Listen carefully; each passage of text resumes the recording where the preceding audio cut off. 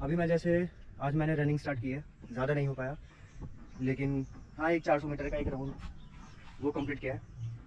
But धीरे धीरे increase होगा। जिम में भी मैं जा सकता हूँ, बट जिम में अभी मैं सोच रहा हूँ कि नहीं रहूँ, क्योंकि अभी अपने स्टेमिना लेवल पे वर्कआउट पे काम करूँ। क्योंकि मेरा जो काम है भाई, मेरा है फाइनेंस का काम है, मैं लोन प्रोवाइड कराता हूँ लोगों को। सो मेरे काम में क्या है ना, बैठा रहना और थोड़ा बहुत मार्केट फील्ड का विजिट का काम रहता है।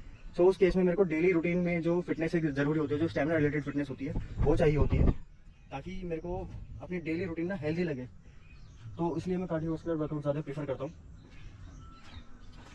और कार्डियोवास्कुलर वर्कआउट आप मेरा माने तो डेली रूटीन को आपकी हेल्दी रखने के लिए कार्डियोवास्कुलर वर्कआउट आप कर सकते हो। जैसे कि रनिंग से आप स्टार्ट कर सकते हो, फिर आपको अपना फेवरेट स्पोर्ट ढूंढना पड़ेगा। जैसे कि लोग क्रिकेट खेलते हैं, क्रिकेट से भी बहुत अच्छा आपका वर्कआउट होता है स्टेमिना वाला। क्या हाल है भाइयों, राम राम। तो आज कुछ मैं आपसे बात करना चाहता हूँ। जैसे मेरे चैनल का नाम है फिटनेस, तो आप देख रहे होंगे वहाँ पर लोग क्रिकेट खेल रहे हैं। सो सबका अपना अपना एक फेवरेट स्पोर्ट होता है, उसमें वो आगे बढ़ते हैं। बट सबसे ज़रूरी क्या है हमें फिट रहने के लिए आज की इस डेली रूटीन में, वो है हमारा एनवायरनमेंट। अगर हमारा एनवायरनमेंट ही सही नहीं होगा तो हम इंटरनली फिट नहीं महसूस कर पाएंगे। और एनवायरनमेंट हम फिट कैसे रखते हैं? देखिए, पूरी प्रकृति एक बैलेंस स्टेट में है। आप कुछ ना भी करें, लेकिन अपने पास रहने वाले जितने भी एनिमल्स हैं, इंसेक्ट्स हैं, उनका अगर ध्यान रखें तो ही आपको बहुत अच्छा फील होने लगेगा इंटरनली। और क्योंकि फिटनेस सिर्फ फिजिकल वर्कआउट नहीं होती है, वो आपका इंटरनल हैप्पीनेस भी होती है। वो जो आप वर्कआउट करते हैं उससे आपको शारीरिक जो एक ऊर्जा है वो महसूस होती है, बट एक मेंटल हैप्पीनेस, मेंटल स्टेट आपकी कैसी है वो आपके डिपेंड करता है आपके एनवायरनमेंट पे, आपके सराउंडिंग्स पे। तो मेरा कहने का मतलब ये है कि अगर आप अपने पेट्स का ध्यान रखते हैं, आसपास रहने वाले जितने भी जानवर हैं उनका ध्यान रखते हैं, जैसे गाय को आपने कुछ रोटी डाल दी, या आपने इंसेक्ट्स को कुछ आटा या चीनी या ऐसे कुछ भी डाल दिया। और सबसे ज़रूरी ये है कि आप अपने पास जो है जितना पॉसिबल हो सके गाइस, अगर अपने एनवायरनमेंट को अच्छा रखना है तो पेड़ हमें लगाने पड़ेंगे। क्योंकि आप देख रहे हो, आप कहीं भी जाते हो, जैसे फर्स्ट कीजिए आप, जैसे मैं मेरठ में रहता हूँ और यहाँ से पास ऋषिकेश है, जो कि देवभूमि उत्तराखंड में स्थित है। सो वहाँ पर लोग क्यों जाते हैं? एक मेंटल पीस ढूंढने जाते हैं, चाहे बॉडी बिल्डर हो चाहे कोई भी हो। बॉडी उसकी कितनी भी अच्छी है, लेकिन वो एक मेंटल स्टेट के लिए एकांत चाहता है, वो अपना एनवायरनमेंट अच्छा चाहता है। और वो हमें कैसे मिल सकता है? वो हमें मिल सकता है अपने आसपास जितने भी प्राकृतिक स्रोत हैं उन्हें मेंटेन करके रखें। आप देखिए, कोई भी ऋषिकेश जाता है, कोई भी हिल स्टेशन जाता है, उसके लिए कितने अच्छे अच्छे हाईवेज बना दिए सरकार ने, जो कि अच्छी बात है। बट कम्प्लीटली हम उसे ये नहीं कह सकते कि वो हमारी इकोनॉमी में तो इंक्रीज़ कर रहा है, बट क्या वो हमारे मेंटल लेवल पर हैप्पीनेस को इंक्रीज़ कर रहा? नहीं, क्योंकि वो हाईवे वही पेड़ काट के बनाए गए हैं जिन्हें ढूंढते हुए आप ऋषिकेश जाते हैं। सो अपने सराउंडिंग्स का, अपने एनवायरनमेंट का, आपके एटमॉस्फेयर का ध्यान रखना होगा। और वो ज़्यादा मुश्किल नहीं है, मैं ये नहीं कहता आप डेली कुछ ना कुछ करो, बट आप ऐसा करो कि आपके पार्ट पे आपको ये रियलाइज़ ना हो लेटर कि मैं ये कर सकता था और मैंने नहीं किया। कुछ नहीं, आप देखिए, जैसे बहुत से लोग कहते हैं, बहुत से ऐसा भी कहते हैं कि आप इस दुनिया में क्या लेकर आए थे और क्या लेकर जाओगे। तो मेरा मानना यह है कि आप इस दुनिया में अपने कर्म ही लेकर आए थे और आप अपने कर्म ही लेकर जाओगे। आप क्या कर्म करते हो वो मैटर करता है। अच्छे कर्म करोगे तो अच्छे कर्म आपके साथ जाएंगे, बुरे करोगे तो बुरे जाएंगे। वो चीज़ किसी ने नहीं देखी कि नेक्स्ट जन्म में क्या होगा क्या नहीं होगा, बट फिलहाल इसी जन्म में रहते हुए हम बात करते हैं कि कुछ ना कुछ अच्छा आप अगर करेंगे ना, तो आपको खुद से भी अच्छा एक महसूस होगा। ऐसा नहीं कि उसका पुण्य एकत्रित होता रहेगा और आपको अगले जन्म में मिलेगा, वो भी है, बट आपको खुद से अच्छा लगेगा। और उसके बाद अगर आप अपने फिजिकल वर्कआउट पर ध्यान देते हैं तो आपको एक complete form of happiness, complete form of fitness वो महसूस होगी। सो ये मेरे चैनल पे पहली वीडियो है। आई होप गाइस आपको ये वीडियो अच्छी लगेगी।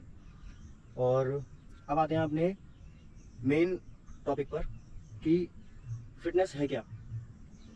सो देखिए गाइस, बहुत से लोग मसल वर्कआउट को, ग्राउंड पे जो वर्कआउट होते हैं जैसे कि रनिंग हो गया, उन सबको वो एक ही तरीके से जज करते हैं, बट ऐसा है नहीं। क्योंकि आप देखोगे कि जितने भी जो मसल्स वर्कआउट है, जो कि आप जिम में मसल्स तोड़ते हो उनका, और आप प्रोटीन पीकर उसको रिप्लेनिश करते हो और उसको ग्रो करते हो मसल्स को, तो मेनली वो बॉडी बिल्डिंग में अगर आप कम्पीट कर रहे हो तो उस लिए वो ज़्यादा वर्क करती है। लेकिन आप कम्पीट नहीं भी कर रहे हो और नेचुरली आप वर्कआउट कर रहे हो जिम में, तो वो भी एक सॉर्ट ऑफ फिटनेस है, बट वो फिटनेस स्टेमिना से रिलेटेड बहुत कम होती है। वो फिटनेस होती है आपकी energy for a shorter period of time. अगर मान लीजिए कोई आप चीज़ पुश कर रहे हैं, जैसे किसी पत्थर को आप धकेल रहे हैं, तो उस चीज़ में आपकी शॉर्टर पीरियड ऑफ टाइम के लिए एनर्जी लगेगी, वो आपको मसल से प्रोवाइड होगी। ठीक है, तो मसल्स का स्ट्रॉन्ग रहना बहुत ज़रूरी है, तो आपको जिम जाना चाहिए। बट जिम जाकर आप जो डाइट में कुछ भी एनहेंसिंग चीज़ ले लेते हैं वो ना लें। अगर आप कंप्लीट नहीं कर रहे हैं तो, कंप्लीट कर रहे हैं तो आपको लेना पड़ेगा, और वो भी डॉक्टर्स की सलाह में लेना पड़ेगा। तो मेरा तो मानना यह है कि अगर आप कंप्लीट नहीं कर रहे तो आप स्टेरॉइड्स वगैरह से दूर ही रहिए। और बहुत अच्छी चीज़ें हैं गाइस मसल्स वर्कआउट में, जैसे आप प्रोटीन ले सकते हो, कार्ब्स ले सकते हो जो कि आपको एनर्जी प्रोवाइड कराती है, ठीक है, हेल्दी फैट्स ले सकते हो। और जहाँ तक बात आती है आपकी स्टेमिना रिलेटेड वर्कआउट पे, जैसे आप रनिंग कर रहे हो, और अगर आप स्कीइंग कर रहे हो, स्किपिंग कर रहे हो, स्विमिंग कर रहे हो, तो उसमें आपका जो स्टेमिना है वो ज़्यादा इंक्लूडेड रहता है। और स्टेमिना को बिल्ड करने के लिए आपको कार्डियोवास्कुलर वर्कआउट जो है वो करने ही होंगे। ठीक है, कार्डियोवास्कुलर वर्कआउट जो होते हैं आपके हार्ट रेट के ऊपर डिपेंडेंट रहते हैं कि आपका हार्ट कितने अच्छे से पंप कर रहा है। और अगर आपका हार्ट रेट बहुत अच्छे इंटेंस लेवल के एक्सरसाइज पे एक नॉर्मल रेट पे पंप कर रहा है ना, तो आप ये समझ लीजिए आपका स्टेमिना लेवल बहुत अच्छा है। और थोड़ा सा भी वर्कआउट करते हैं, अगर आपकी सांसें फूल रही है तो आपका स्टेमिना लेवल बहुत ही ज़्यादा पुअर है। तो अगर आपका ब्लड पंप अच्छे से कर रहा है हार्ट आपका, तो आपके हर एक बॉडी सेल्स तक एनर्जी और ऑक्सीजन पहुंचेगा, जिससे कि आपको लगेगा कि हाँ मैं बहुत देर तक दौड़ पा रहा हूँ या बहुत देर तक कोई वर्कआउट कर पा रहा हूँ। तो मेरा मानना यह है कि आप अगर वर्कआउट कर रहे हैं और कुछ भी वर्कआउट कीजिए, आपकी बॉडी मूव करे, लेकिन आप कुछ भी उल्टा सीधा मत खाइएगा, क्योंकि वो आगे चल के लॉन्ग टर्म, और खास करके बिना किसी सलाह के और बिना किसी कंपटीशन के आप बिल्कुल कुछ मत खाइएगा, क्योंकि वो आपको लॉन्ग टाइम में बहुत ज़्यादा अफेक्ट करने वाले हैं। तो आप अगर मुझसे पूछें कि मैं किस तरह के वर्कआउट प्रेफर करता हूँ, तो फर्स्ट प्रेफरेंस मेरी स्टेमिना वर्कआउट रहेगी, then second preference muscle workout रहेगी। और ऐसा नहीं कि वो सेकंड पर है तो वो कम उसकी वैल्यू है, नहीं, मेरे लिए वो सेकंड प्रेफरेंस है, क्योंकि एट द एंड आपको मसल्स की भी रिक्वायरमेंट रहती है, आपकी मसल स्ट्रॉन्ग होनी चाहिए, क्योंकि आपको एनर्जी की रिक्वायरमेंट रहती है। जितना ज़्यादा आप एनर्जी कंजर्व कर रखोगे, उतना ही आपको किसी भी सिचुएशन में आप स्टेबल बने रहोगे। सो अब जैसे हम देखते हैं कि एक हमारे कितने अच्छे फिटनेस इन्फ्लुएंसर हैं जिनका नाम है अंकित बैनपुरिया, वो कितनी अच्छी बात बताते हैं कि आपको नेचुरल रहना चाहिए, और वो कितनी अच्छी डाइट फॉलो करते हैं। बट वो भैया गांव के बंदे हैं, तो और वर्कआउट लेवल उनका बहुत ज़्यादा एक्सट्रीम है, तो वो डाइट वो पचा भी सकते हैं। अब कहते हैं कि यार देसी घी खाते हो, तो भैया देसी आदमी देसी घी ना खाएगा, देसी घी में प्राण बसते हैं भाई। देसी घी तो आजकल जो फॉरेनर हैं, जो स्टडीज़ हैं, वो भी साबित कर रही हैं कि देसी घी में कुछ दिक्कत नहीं है, बट उसमें मैं आपको बताता हूँ सिर्फ और सिर्फ सैचुरेटेड फैट होता है, ठीक है। लेकिन वो भी आप एनर्जी में कन्वर्ट कर सकते हो अगर आप इतना वर्कआउट करते हो जितना कि अंकित करता है। अंकित भाई जो है वो इतना लेवल का 10 किलोमीटर यार भागते हैं, वो सुबह शाम वर्कआउट करते हैं, उनकी दिनचर्या पहले भी बहुत अच्छी है और अब भी बहुत अच्छी है। इतना फेमस होने के बाद भी उन्होंने ये रूटीन अपना बनाए रखा है, ये बहुत बड़ी बात है, क्योंकि लोगों के पास क्या होता है, काम धंधे जुड़ जाते हैं तो वो उनमें व्यस्त हो जाते हैं, अपनी फिटनेस को सेकंड प्रायोरिटी दे देते हैं। तो मैं कहना चाहता हूँ कि देसी घी जो है वो भाई भारत की शान है। देसी घी में सिर्फ और सिर्फ सैचुरेटेड फैट होता है, जो कि आपका थोड़ा बहुत फैट इंक्रीज करता है। बट अगर आप डेली बहुत अच्छा वर्कआउट कर रहे हैं, आपका बॉडी को मैक्सिमम लेवल पे पुश कर रहे हैं, तो देसी घी खाने में कोई दिक्कत नहीं है, क्योंकि इसमें स्टडीज़ बताती हैं कि इसमें CLA होता है, आई थिंक कॉन्जुगेटेड लिविनिक एसिड बोलते हैं, हाँ, तो वो CLA होता है, उसमें फैट कटिंग प्रॉपर्टी होती है CLA में, ठीक है। और इसमें ओमेगा 3 होता है, जो कि आपकी हार्ट की हेल्थ को अच्छा रखता है, जो कि बहुत ज़रूरी है आपकी कार्डियोवास्कुलर वर्कआउट के लिए। दूसरा इसमें ब्यूटेट होता है, इन्फ्लेमेशन जो होती है आपकी बॉडी में उसको कम करता है, ठीक है। फैट सोल्यूबल विटामिन होते हैं A, D, E, तो इतने सारे इसमें प्रॉपर्टीज़ होती हैं। तो आप केवल बस फैट है नहीं यार, घी नहीं खा सकते, फैट जम जाएगा, लेकिन आप ट्रांस फैट्स खा सकते हो, पैक्ड चीज़ खा सकते हो। तो भैया ये तो वही बात होगी, शराबी आदमी प्रोटीन पर ज्ञान दे रहा है। अब जितना अच्छा वर्कआउट करेंगे उस लेवल पर आपको घी बढ़ाना है।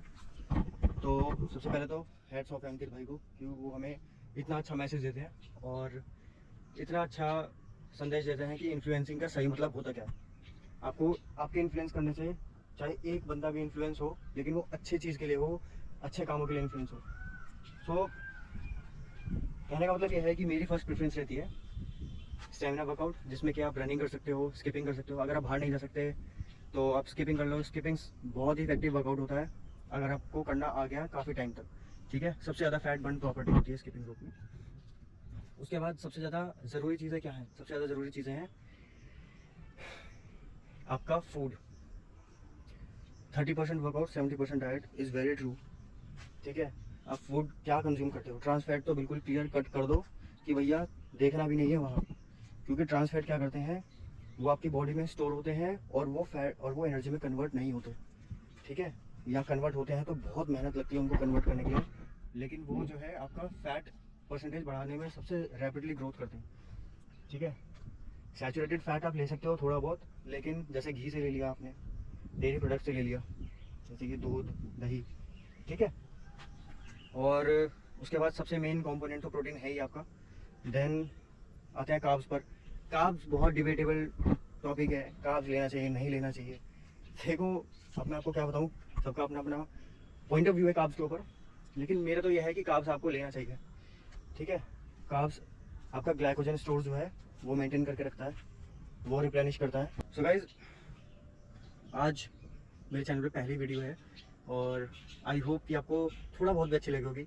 और अगर आपको अच्छी लगती है, और मैं कोशिश करूँगा कि इस पर डेली मैं कुछ ना कुछ अपडेट करता रहूँ, अपनी डेली रूटीन इसमें दिखाता रहूँ। बट इफ़ पॉसिबल नहीं हो पाया ये, तो 2 या 3 दिन में मेरी एक वीडियो आती रहेगी, कोशिश करूँगा डेली के लिए। सो अगर आपको वीडियो थोड़ी सी भी अच्छी लगी हो, थोड़ी सी भी इंफॉर्मेटिव लगी हो, तो please do subscribe my channel and like this video. और अपने पार्ट पे बस हमें फिर एट द एंड समरी यही है कि अपने एनवायरनमेंट को हमें अच्छा रखना है, पेड़ पौधे, अपने आसपास जानवर, उनका ध्यान रखना है और अपने फिजिकल वर्कआउट को इम्प्रूव करते रहना है डे बाई डे, ठीक है। सो आज की वीडियो में बस इतना ही गाइस, आपसे मिलते हैं नेक्स्ट वीडियो में, तब तक के लिए बाय, टेक केयर।